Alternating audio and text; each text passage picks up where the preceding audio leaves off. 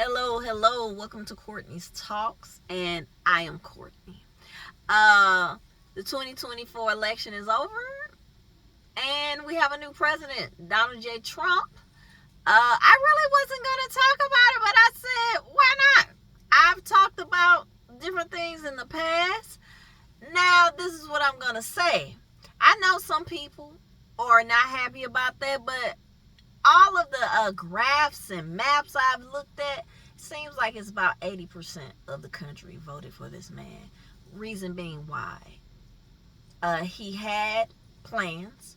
Uh, the other party, which was Vice President Kamala Harris, um, she never really talked about anything other than reproductive rights.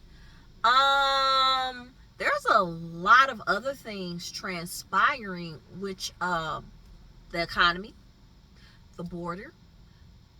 Those are two big things. Now, I do understand for some people, the reproductive rights situation was a big thing.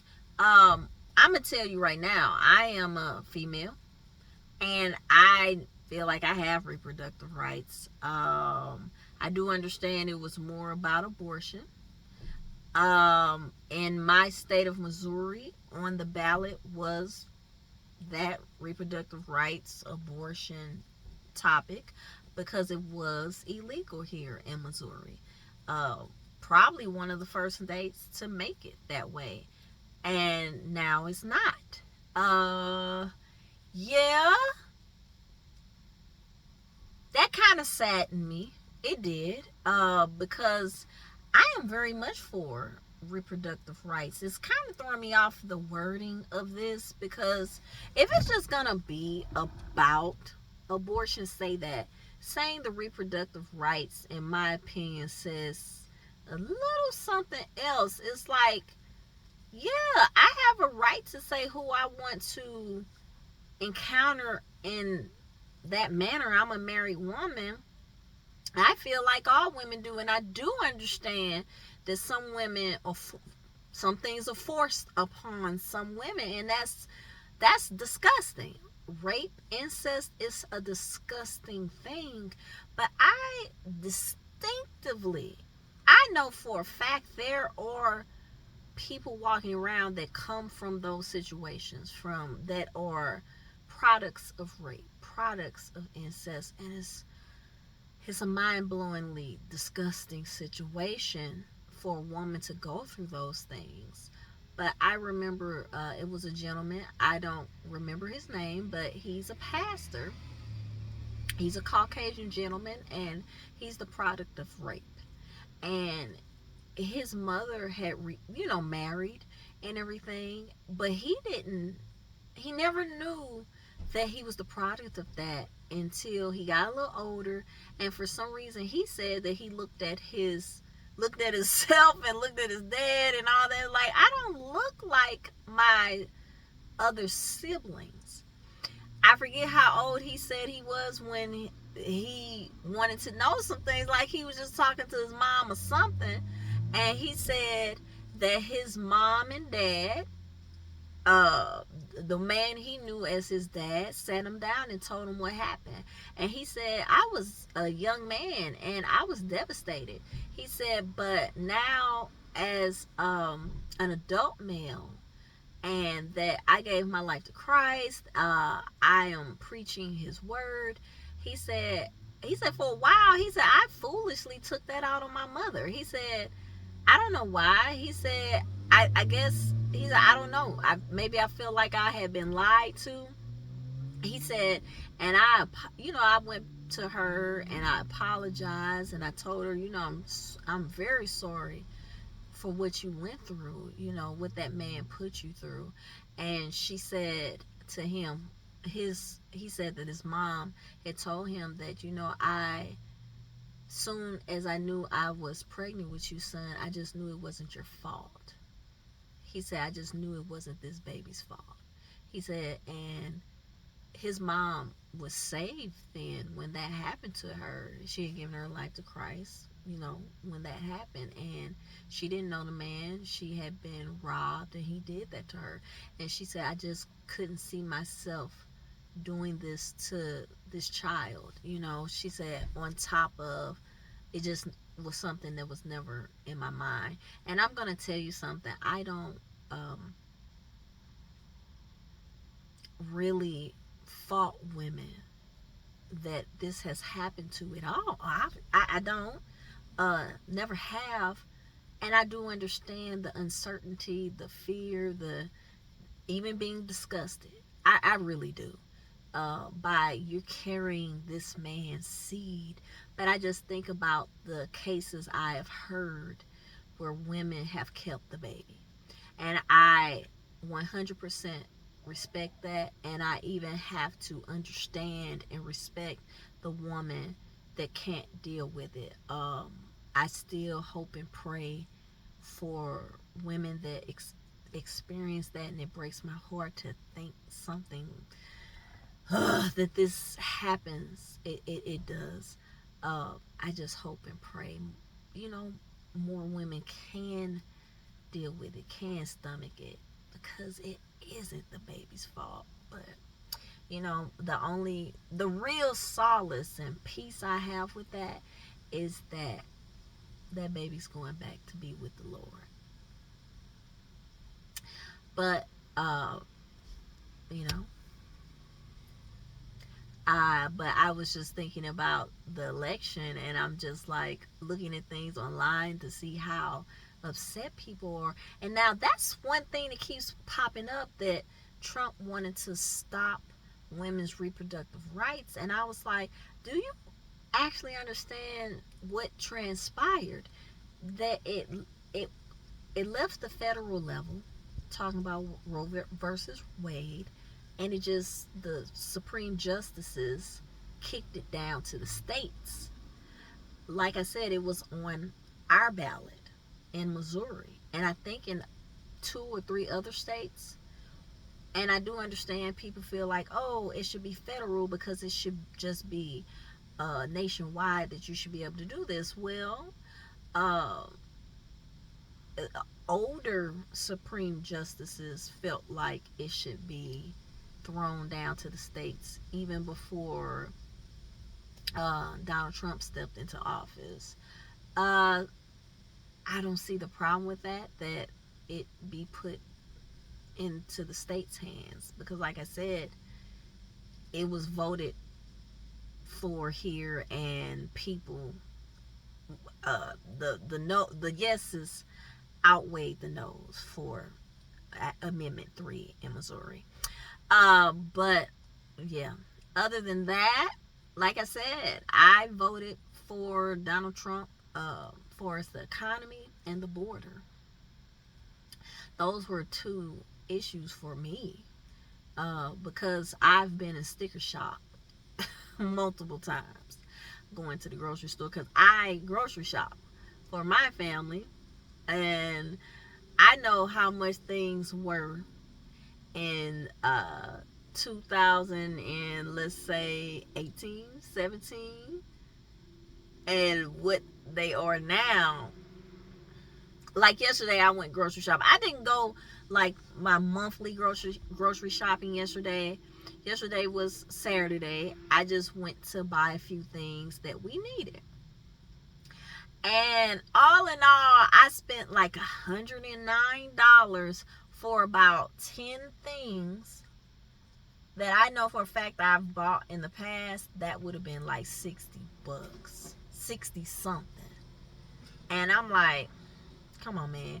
I'm thankful to the Lord that I have it, that my husband and I have it, because during this economic financial crisis, I view it as a crisis.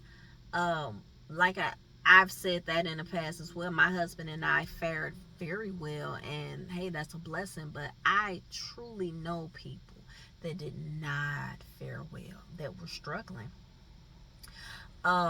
And that was a thing that bothered people that I had heard say this, that I know, that have talked about, that this woman, Vice President Kamala Harris never really brought up.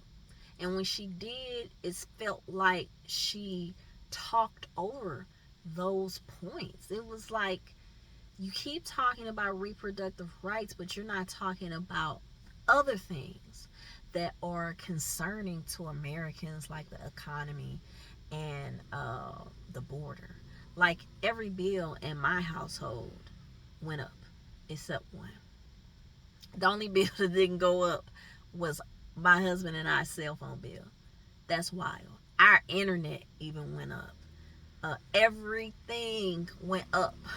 And I'm like, wow, that this is insane. I was really not happy. I don't think anyone has been happy to deal with that. When I hear a rich person, a person that is very well off, say they were in sticker shock, not because they didn't have it, but due to they knew how much they paid for a thing, to, wow, really just going to McDonald's? I got to pay $60 for 3 meals?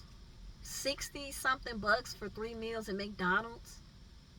That's not cool, man. That's not cool. So yeah, I feel and I know, due to the economy and that border, that's why this man got in. And I do think in the next 4 years, and I think that's why there was a red wave, because it's not just the presidency, Congress, the Senate is pretty much Republican, and the House is Republican now. So yeah, the economy and that border, man, I'm telling you that the Democrats did not have much to say about that. On top of, she's the vice president now. Think about that. How are you the vice president now? And that's something that is on your constituents' mind, even though the reproductive rights was on their mind too. But a lot of Democrats wasn't feeling that the economy situation nor the border. Like, let's keep it real. You may want a woman president and all that, but I know for a fact she could have had a plan. To me, I heard no plans, and other people I've talked to didn't hear it either. But yeah, I mean, Donald Trump is president now, and yes, I voted for him. My husband did too. A lot of people I know voted for him. And like I've talked about it in a previous video, them carting Obama out, President Obama, that was not smart, because that was an insult to black men. And a huge percentage of black men voted for Donald Trump. The Democrats, what I feel, the Democrat Party is, I believe they're not with it when it comes to what the everyday American wants and needs for their life. And maybe they'll come back in 4 years, and within this time, they'll think about it. Like, hey, we got to do something different. Because I was watching someone, and it was a lady. She votes Democrat. I don't know what she does in life, but she was on there as a talking head, and she had even said the Democrat Party has to rethink how they're putting themselves out there to their constituents and the everyday Americans. And another thing that I heard a lot of people saying, that there were so many uneducated people voting for Donald Trump. That's why he got in. And I was like, that isn't smart either. If you are a Democrat politician hollering off, calling people uneducated, even if most of these people are uneducated, they have sense enough to know what they need. They need lower gas prices. They need lower electric bills, gas bills, food prices. Like, come on. And for the Biden-Harris administration to say that the price, that the economy has had this upheaval of greatness, and they kept bringing up price gouges. Like, come on, y'all. Come on, y'all. Let's reel it in and stop, because at this point there's some things that's not being told truthfully. Everyday Americans, as myself, that go grocery shopping, that put gas in their car, they're seeing this, okay? Like, this stuff has not gone down to say, oh, the economy is much better. How? How? How? Oh, man, yeah. No, come on. You got to rethink this. Talk to us nice. Talk to us better than that. Come on now. Don't just say something and not do it. You know, no. The Democrats didn't play this one well. They didn't. And I'm going to tell you, Trump did. He was on so many podcasts. It was wild. And when he went to the Joe Rogan Experience, I'm going to tell you right now, that was a game changer. Joe Rogan on different platforms has combined like 50 million subscribers. 50, I think they said like 50 million plus subscribers. He's like the biggest podcaster right now in the world, and it's like, yeah. And when he said out of his mouth he wanted her to come, but her campaign wanted him to come to her, yeah, no. No. You know, I'm just saying. And some people will be like, well, he could do that. Well, Donald Trump didn't do it. Donald Trump went to Austin, Texas, where his podcast, where he holds his podcast, the Joe Rogan Experience. Everybody seems to come to this man. He doesn't go to anybody. And then they wanted him to have talking points. I've watched the Joe Rogan Experience like a couple times. I haven't just like, oh, I'm gonna always watch the Joe Rogan Experience. No, I know, but it's like a off the cuff, just let's talk about this. And he just wasn't gonna sit down and read a list of questions that she wanted. No. And when she also went on, Kamala Harris, Vice President Harris, went on Club Shay Shay, and my husband and I watched like a majority of that, but it got to the point where I didn't want to finish it because it was just, no, it wasn't good. He wasn't really asking her anything. It was like, so where did you grow up? What kind of music you like? It was one of those interviews, and I'm like, what? Like, this is a presidential election right now. Ask her some serious questions. Nah. But hey, Donald Trump is president. Obviously, I don't have a problem with it because I voted for him, and it is what it is. And I personally believe, I do understand people being upset, okay? Because I wasn't happy in 2020. But the difference, I was not name calling people. I wasn't mean to people. I didn't like it. I can't lie. I did not like Joe Biden being in office. I couldn't get past, you're not black if you don't vote for me. When he said that out of his mouth to Charlemagne the G, I will not call him G-O-D. That was mind blowing that people let that ride and let that slide, especially the black community. Not all, okay, but it wasn't enough people kind of like outraged about that to me. Like, y'all didn't hear what he said, and he just no. So, but even still, I wasn't attacking anybody. I didn't really see anybody that voted the other way come out attacking these people.